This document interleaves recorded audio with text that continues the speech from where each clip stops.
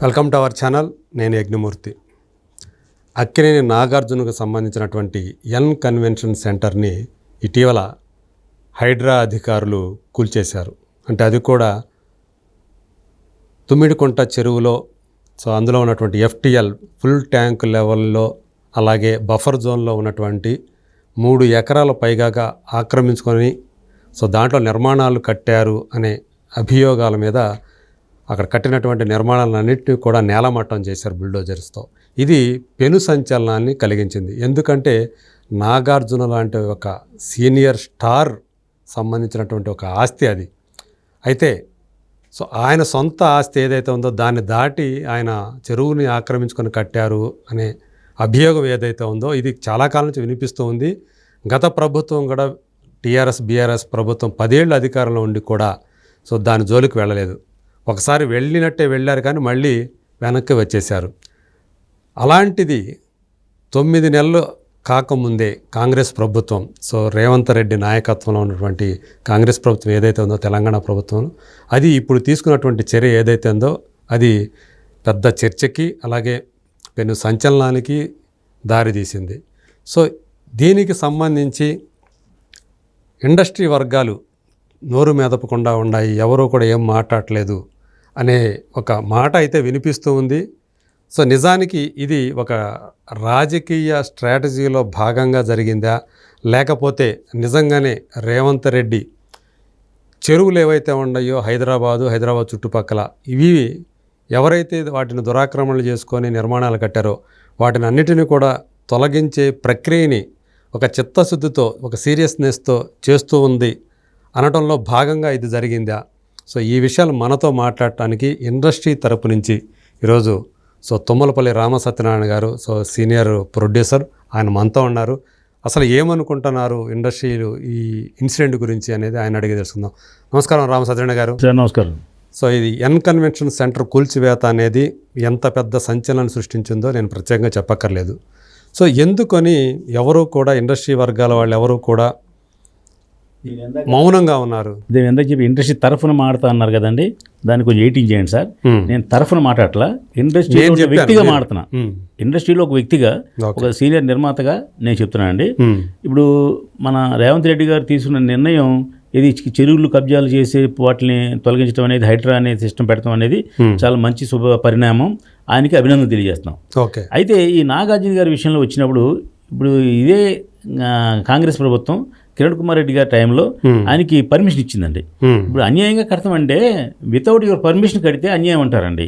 అప్పుడు government permission ఇచ్చింది కదా, జీవో ఇచ్చింది కదా, జీవో ఇస్తేనే కట్టారు కదా. ఒక చిన్న బిల్డింగ్ కట్టాలి, ఒక ఇల్లు కట్టాలన్నా కూడా పర్మిషన్ లేకుండా కట్టరు కదా, ప్లాన్ లేకుండా కట్టరు కదా.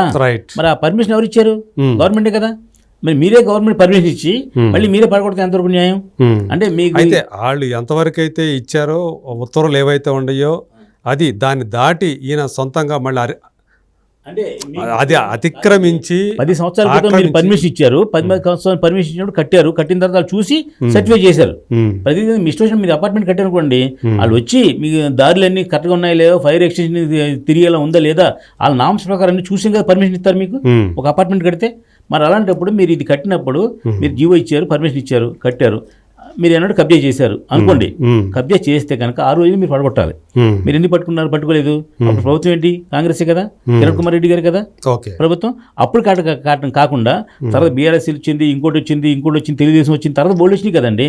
అవన్నీ పోయిన తర్వాత ఇప్పుడు మీరు కొత్తగా వచ్చి పడగొడతాం అనేది ఒక సినిమా ఇండస్ట్రీకి సంబంధించిన వ్యక్తి అసెట్ కాబట్టి దాన్ని మేము ఖండిస్తున్నామండి. నేను ఇండస్ట్రీ తరఫున ఖండించట్లా, నేను పర్సనల్గా ఖండిస్తున్నా. నాగార్జున నాకేం బంధువు కాదు, నాగార్జున నాకేం క్లోజ్ ఏం కాదు. కానీ ఒక సినిమా ఇండస్ట్రీ వ్యక్తిగా మీరు ఎవరు స్పందించలేదన్నారు కాబట్టి స్పందిస్తున్నానండి. మీరు అడిగారు కాబట్టి సందర్భం వచ్చింది కాబట్టి ఇది అన్యాయం. దానికి ఒక పెనాల్టీ వేయండి. లేదా మీరు ఎలా కట్టారు కాబట్టి ఇప్పుడు మనం ఏదైనా సపోజ్ ఒక 5 ఫ్లోర్లు కట్టాలండి, 6 ఫ్లోర్లు కట్టామనుకోండి, అది పడగొట్టరు. చెరువులు ఆక్రమించుకొని నిర్మాణాలు కట్టడం వల్ల వరదలు వచ్చినప్పుడు, పెద్ద భారీ వర్షాలు వచ్చినప్పుడు అవి నీరు ఎటుపోవటానికి అవకాశం లేకుండా అవి చుట్టుపక్కల ఉండే వాళ్ళని మొత్తం ముంచెత్తుతుంది. మళ్ళీ లాస్ అయ్యేది మళ్ళీ ఇక్కడ జనాలకే. అట్లా మీరు మీ 10 సంవత్సరాల నుంచి ఏం తుఫాను రాలేదా, వర్షాలు రాలేదా? 10 సంవత్సరాలు మీకు గుర్తు రాలేదా? ప్రభుత్వాలు గుర్తు రాలేదా? అది మీ పర్మిషన్ ఇచ్చిన కిరణ్ కుమార్ రెడ్డి గారు గుర్తు రాలేదా? ఇప్పుడు మీరు ఎందుకు వచ్చి గుర్తొచ్చింది? ఇది నిజమే, అది మీరు చెప్పింది. ఇది కబ్జా చేసి కడితే తప్పే, కబ్జా చేశారు లేదు నాకు తెలియదు, మీరు చూసుకోవాలి, గవర్నమెంట్ చూసుకోవాలండి. దానికి సంబంధించినటువంటి వచ్చిన కబ్జా గురైంది, ఎంత గురైంది అంతా కూడా చెప్పారు వాళ్ళే. 3 ఎకరాల పైనే చేశారంటున్నారు. చేశారు. మీరు ఇప్పుడు ఎలాగా కళ్ళు తెరుచుకున్నారు అంటున్నాను, అప్పుడు ఎందుకు చూసుకోలేదు మీరు? అవును, అంటే ఒక్కొక్కళ్ళు ఇప్పుడు కొంతమంది చూసి చూడనట్టు పోతూ ఉంటారు. అదే కదా ఇప్పుడు దీనికి బాధ్యులు ఎవరైతే ఉన్నారో, ఎవరైతే ఇచ్చారో, ఎందుకంటే ఇప్పుడు చాలా మొత్తం ఉస్మాన్ సాగర్ కానివ్వండి, హిమయత్ సాగర్ కానివ్వండి, ఈవెన్ మన హుస్సేన్ సాగర్ చుట్టుపక్కల కూడా దాదాపు 40% ఆక్రమణ జరిగింది. ఏది బఫర్ జోన్ అనేది ఉంది. ఇప్పుడు ఈ 40% మీరు దాన్ని రికవర్ చేయాలిగా. దాంట్లో ప్రభుత్వానికి సంబంధించినటువంటి ఆఫీసులు కూడా ఉన్నాయి. అయ్యే చాలా ఉన్నాయి సార్ ప్రభుత్వంలో. మూసీ నది అయితే మరీ ఘోరం. ఎమ్మెల్యేలు ఎంపీలు కట్టిన కూడా ఉన్నది. నది ఎక్కడ ఉందో కూడా కనిపించినంతగా దాని ఆక్రమణ జరిగాయి. నేను ఏంటి ఈ ఎన్నో కన్వెన్షన్ పడగొడతాం అనే దాని గురించి మాట్లాడుతాం తప్ప మిగతా గురించి మాట్లాడలేదు. ఈయన సినిమావుడు కాబట్టి, ఫేమస్ కాబట్టి, ఫెమిలియర్ కాబట్టి ఇతని మీద టచ్ చేస్తే మీ ఇండస్ట్రీ అంతా భయపడుతుందని ఉద్దేశం చేసుకుంటారు తప్ప ఇది కాదండి. మీరు ముందు ఈ స్టార్టింగ్ అక్కడి నుంచి చేయొచ్చు కదా. ఇది మూసినది చెప్పారు మీరు, అవన్నీ స్టార్ట్ చేయొచ్చు కదా. వాళ్ళు ఇక్కడి నుంచి ఎందుకు స్టార్ట్ చేశారు? హైదరాబాద్ మొదలెట్టిన తర్వాత ఇక్కడే మొదలెట్టారు ముందే.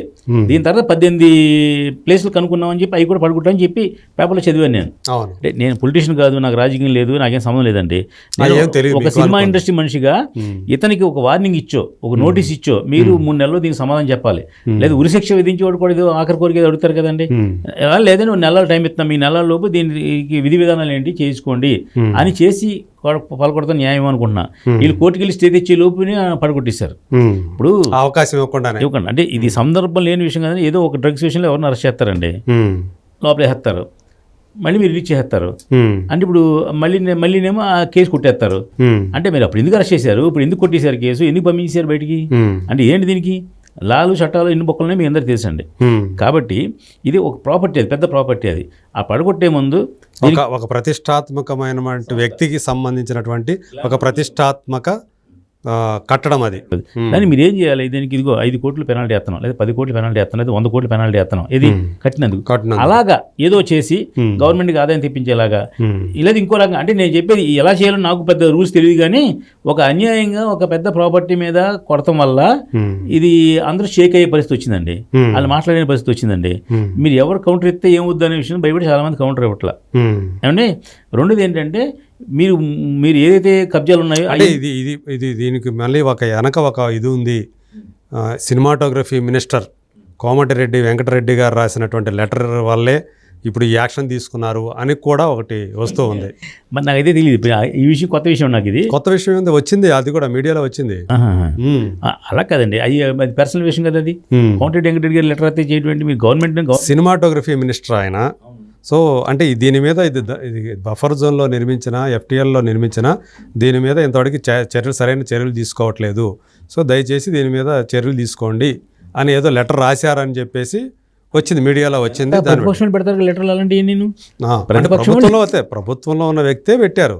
ఎందుకంటే గతంలో కాంగ్రెస్ ప్రతిపక్షంలో ఉన్నప్పుడు రేవంత్ రెడ్డి గారే దీని మీద అసెంబ్లీలో మాట్లాడారు, చూశారు కదా. సో ఇప్పుడు ఆయన ముఖ్యమంత్రి అయ్యారు కాబట్టి ఒకప్పుడు తను ఏదైతే దీన్ని ప్రస్తావించారో, ఈ విషయం ఒక అన్యాయం జరిగింది ఇక్కడ, చెరువుని ఆక్రమించుకొని కట్టారని ఆయనే ఏదైతే అసెంబ్లీలో చెప్పారో, ఈరోజు ఆ చెప్పిన దానికి కరెక్ట్గా కొనసాగింపు అన్నట్టుగా తను ఇప్పుడు ఆయన అధికారంలో ఉన్నారు కాబట్టి అది చర్యలు తీసుకున్నారు అని చెప్పి నేను వీడియో చూశాను. ఇది ఇవాళ విషయం కాదు, ఆ రోజుల్లోనే మన రేవంత్ రెడ్డి గారు మాట్లాడిన విషయం కూడా నేను వీడియో చూశాను. నాకు ఇప్పుడు నేను కూడా మనం చూసినప్పుడు నాకు తెలిసింది అది ఏదైనా సడన్గా అలా పడకూడదు కాకుండా దానికి వేరే ప్రత్యేకమైన మార్గం, పెనాల్టీయో ఇంకోటో వేసి ఆ ఆస్తిని కాపాడాల్సింది అని నేను అనుకుంటున్నాను. లేదు ఇండస్ట్రీ ఎంత కబ్జా జరిగిందో అంతవరకు కట్ చేయవలసింది, అంతే చేశారు మొత్తం. అవును, కట్టిందంతా అక్కడే, మొత్తం నిర్మాణాలన్నీ దాంట్లోనే ఉన్నాయి, ఫంక్షన్ హాల్స్ అన్నీ కూడా దాంట్లోనే కట్టారు.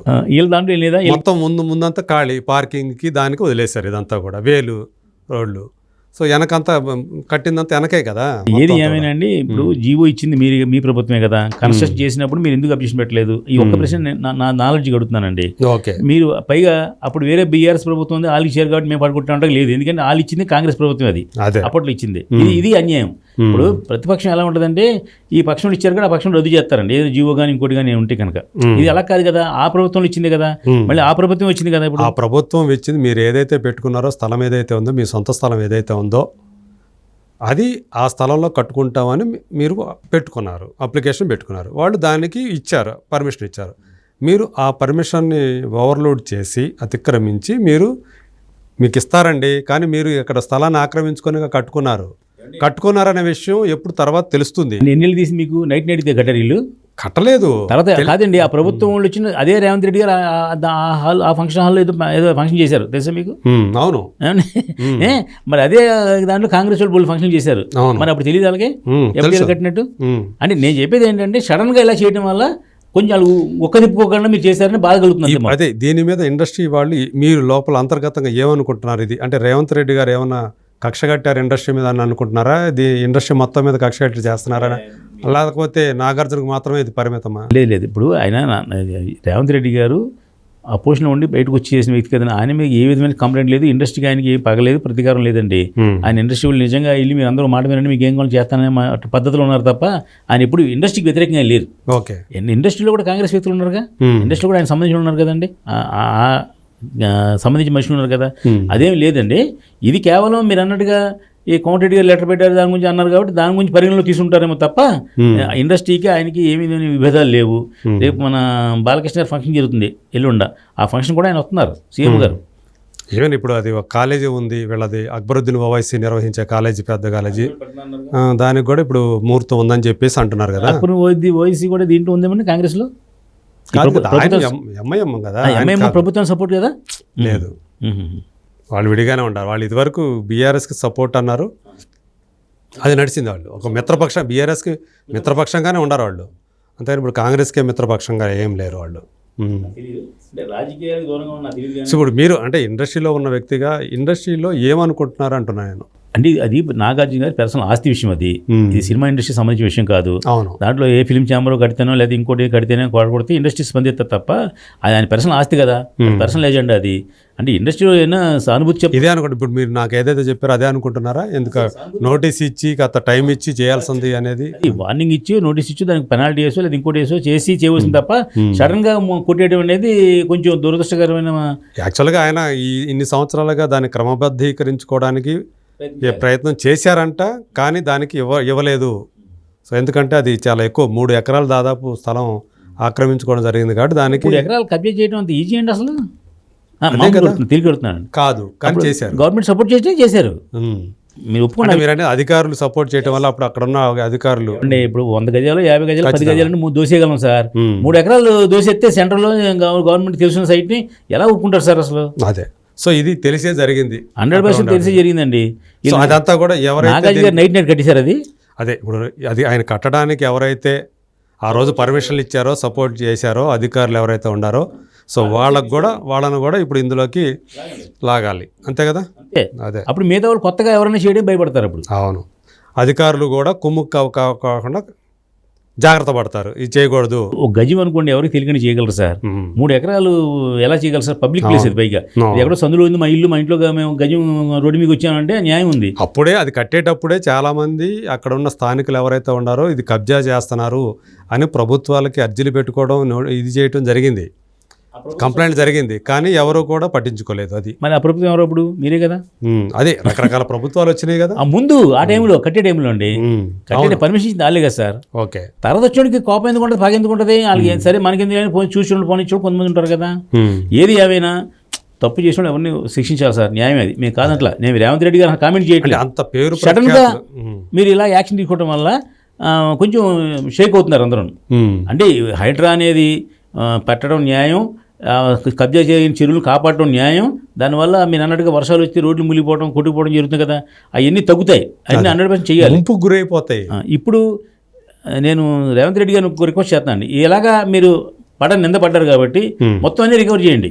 ఇది ఇలా కబ్జాలు చేసినటువంటి నాలాలు చేసినటువంటి చెరువులు చేసినటువంటి రికవర్ చేయండి. అప్పుడు ఆయన ఇంకా మంచి పేరు వస్తాయి. ఇంకా అక్కడ పక్కనే ఇంకా వేరే వాళ్ళు కూడా అక్కడ ఇల్లులు కట్టని అన్నీ కూడా ఉన్నాయి అక్కడ. మరి వాళ్ళు అందులో సామాన్యులు ఉన్నారనుకోండి, చాలా సామాన్యులు ఉన్నారనుకోండి కట్టుకొని, వాళ్ళ పరిస్థితి ఏంటో మరి తెలియదు. మరి అంటే సామాన్యులు కోరకుండా డబ్బులు మీకు ఏదైనా మీరు ఆ పక్కన కొట్టిన ఈయన కొట్టాలి కదా న్యాయంగా. ఎమ్మెల్యే అండు వేలేయాలని కుదురుద్ది, సామాన్యులు కొట్టాలి, అందరినీ కొట్టాలి. మీరు అందరికీ ఈక్వలే ఉండాలి. మీరు ఎందాక చెప్పారు ఎవరితో యూనివర్సిటీ కట్టే దాంట్లో, మన వాళ్ళు కూడా తీయాలి. అన్నీ తీసేయండి. మీరు ఒక స్టార్ట్ చేసిన తర్వాత దాన్ని ఎండ్ చేయండి. ఇప్పుడు మన సినిమాల్లో చూపిస్తాం కదా సార్, హీరో మధ్యలో ఆపకూడదు, ఒకటి చేసి ఇంకా ఆపకూడదు. ఆపకూడదు. మీ దగ్గర లిస్ట్ ఉంది ఏ ఎక్కడ కబ్జా జరిగినాయో అవన్నీ తీసిపడండి. ఇప్పుడు ఈ ముఖ్యమంత్రి రేవంత్ రెడ్డి గారు ఇంకా మంచి పేరు వస్తుంది. అదే మీరు మర్చిపోతారు అప్పుడు నాగార్జున గారి మీద మాకున్న సింపతి ఏదైనా అప్పుడు మర్చిపోతారు జనం అండి. ఎందుకంటే న్యాయం కదా, అందరికీ ఒకళ్ళే చేశారు కదా ఆయన. అంటే ఆయన స్వార్థం లేదు కదా, అందరూ చేయమని చెప్తున్నాం. అయితే చేశారే కాబట్టి ఎలాగానో అందరికీ న్యాయం చేయండి, మన హైదరాబాద్ నగరాన్ని కాపాడండి. Okay, right. Thank you Rama Satyanarayana గారు, థ్యాంక్ యూ.